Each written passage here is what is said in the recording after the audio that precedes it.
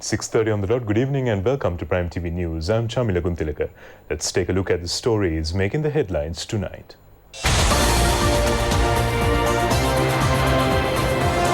President pays a sudden visit to the National Hospital. Prime Minister says officials should accept responsibility for making recruitments to the Cultural Fund outside the approved procedure. Cabinet not received to provide 14,022 houses under the program of giving a house to every poor family. Ministry of Urban Development to maintain the Diyathuyana. US imposes powerful sanctions on Iran.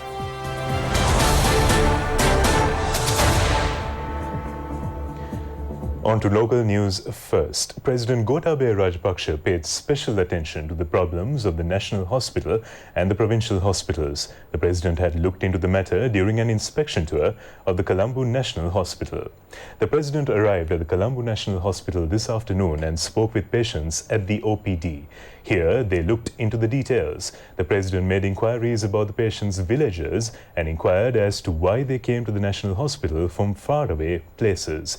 They briefed the president about the problems faced by hospitals outside Colombo. The president also discussed with the doctors and the staff about the problems at the National Hospital. Prime Minister Mahinda Rajapaksa has said that officials should accept responsibility for making recruitments to the Central Cultural Fund outside the approved procedure. The Prime Minister also stated that all projects that have not been completed under the Department of Buddhist Affairs should be completed within this year. The Prime Minister expressed these views at the meeting held at the Ministry of Buddha Sasana and Cultural and Religious Affairs. The progress review meeting of the institutions under the Ministry of Cultural and Religious Affairs was held under the patronage of Prime Minister Mahinda Rajapaksa. All officials of the respective ministries attended the meeting. They discussed at length the issues and the current agenda of these institutions. The Prime Minister pointed out the need to get existing buildings for the stores functioning under the ministry. The Prime Minister said that there are stores in many places. As such, in response to a query raised by an official, the Prime Minister said to acquire from another place to house the books stored that are presently in Attanagalla. It is of no use in constructing buildings at every place. The Prime Minister mentioned that the state Christmas festival should be held this time.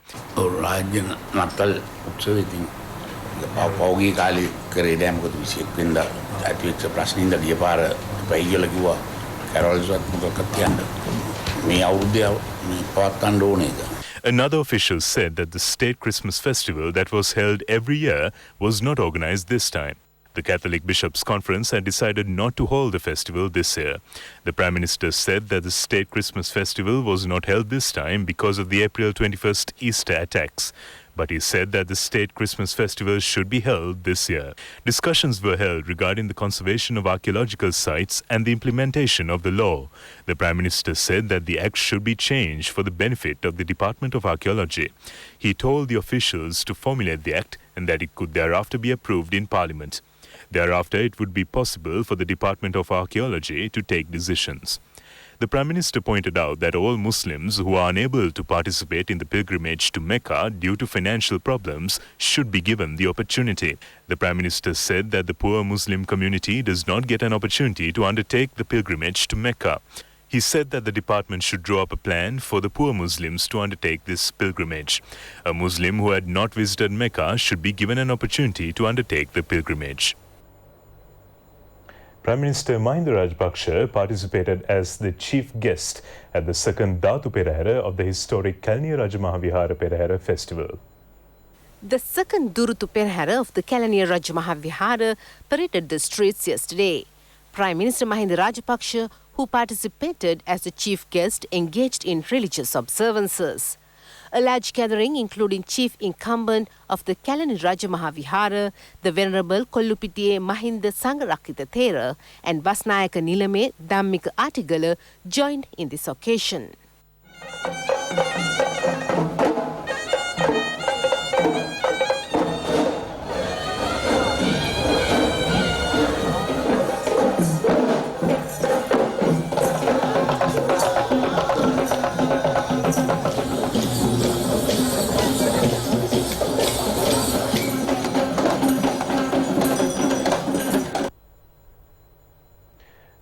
Minister of Power and Energy, Bandula Gunawardena, speaking at a press briefing yesterday, said that cabinet approval has been granted to provide 14,022 houses under the program of providing a house for every poor family.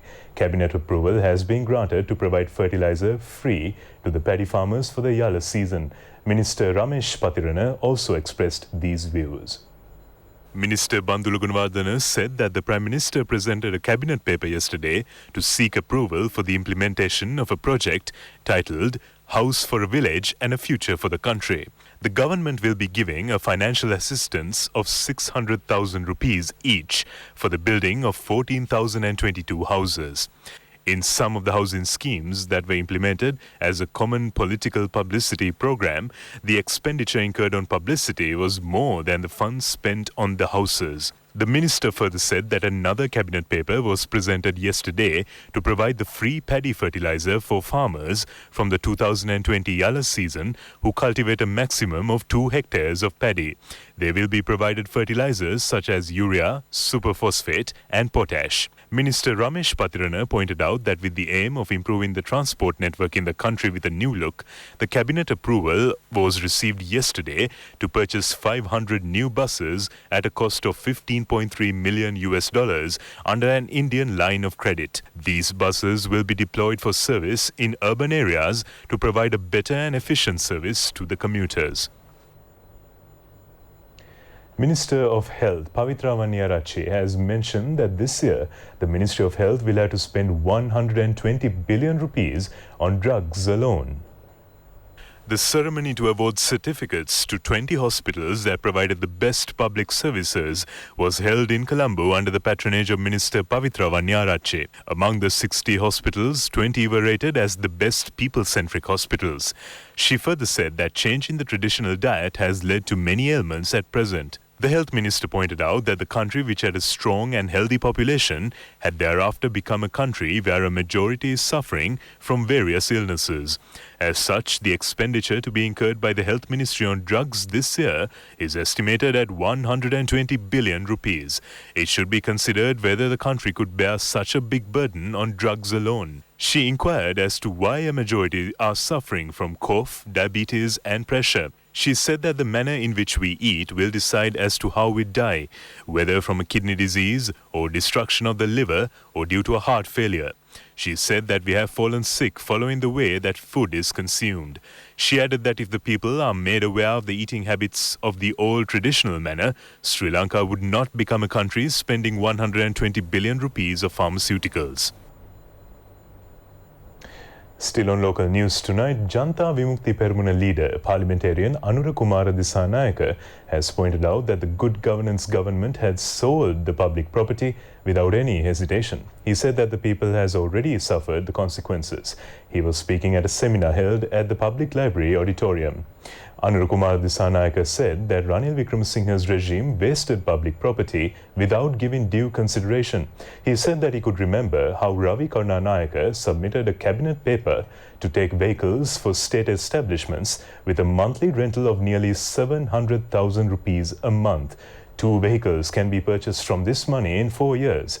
More than 500 Prado vehicles taken into custody by the customs were released at a mere fine of 1.7 million rupees. A fine of 15 million rupees could be imposed on these vehicles. The JVP leader said that the previous administration became a regime filled with fraud and corruption. Prime Minister Mahinda Rajapaksa has instructed the Ministry of Urban Development to maintain the Diyatha which is open to all people living in Colombo and the capital to spend their leisure time freely. Diyatha has deteriorated as the previous regime had not maintained properly. The Diyatha was created in 2010 after removing the silt from the Diyavanaya as a solution to flood threats.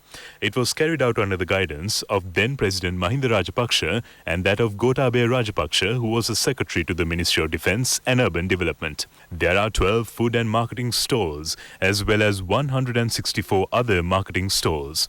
Diyatha was built under the Mahinda Chintana and has been a fascinating location for many.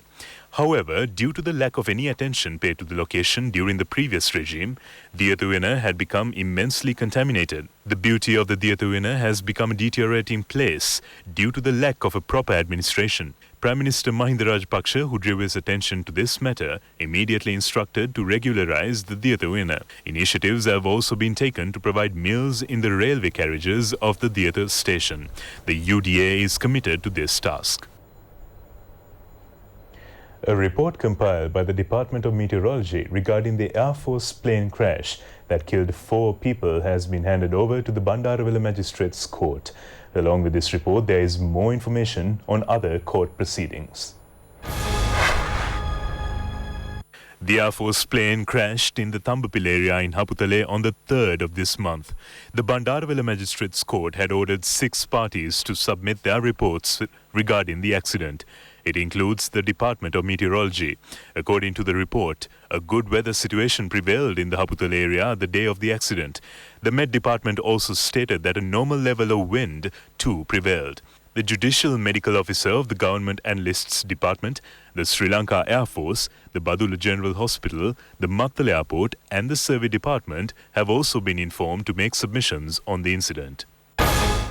The suspect, Tawheed Amahadu Mohammed Arshad, a resident of Kattankude who is said to be a strong member of the Tawheed Jamaat organization, has been further remanded. That is until the 22nd. The order was issued by the 4th Magistrates Court. The magistrate ordered the police to conduct further investigations into the incident and report. Meanwhile, the magistrate granted permission to the police to obtain the mobile phone records of the identity card of Mohammed Zaharan Safrul Rahman, who is being questioned on detention orders with respect to this terrorist attack. The police informed the court that investigations have revealed that he had worked with ISIS members in Qatar. Minister Mahinda Amaravira has instructed the Motor Traffic Department to immediately launch the automated toll collection system based on radio frequency detection stickers placed on vehicles. The minister said that the project, which had not been implemented for more than 2 years, should be commenced immediately. The minister states that this will reduce the traffic congestion in the city. Each vehicle has a radio frequency detector sticker on the front. As such, there are many advantages, including vehicle safety, access control, and vehicle tracking. Another group of housemaids who were subject to various harassments while serving in the Middle East returned to the island today. These women, who were subject to various hindrances while serving as domestic aides in Kuwait, returned to the island. They were brought to Sri Lanka with the intervention of the Foreign Ministry and the Sri Lankan Embassy in Kuwait. These women explained to the media how they were tortured without being paid.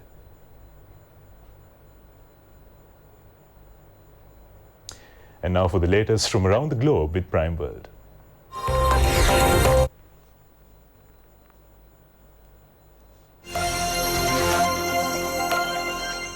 Cabinet spokesman Minister Bandula Gunawardena said that Sri Lanka will give a grant of 600,000 rupees for 14,000 rupees to very poor families to build and repair houses. The minister also said that in the past, credit was given for houses, putting them in a debt burden. Under this program, very poor families will be given a grant. The Cabinet of Ministers had approved the proposal by the Housing Minister. The cost for 14,022 houses will cost about 8.4 billion rupees. The house owners will be given the funds on installments based on construction progress.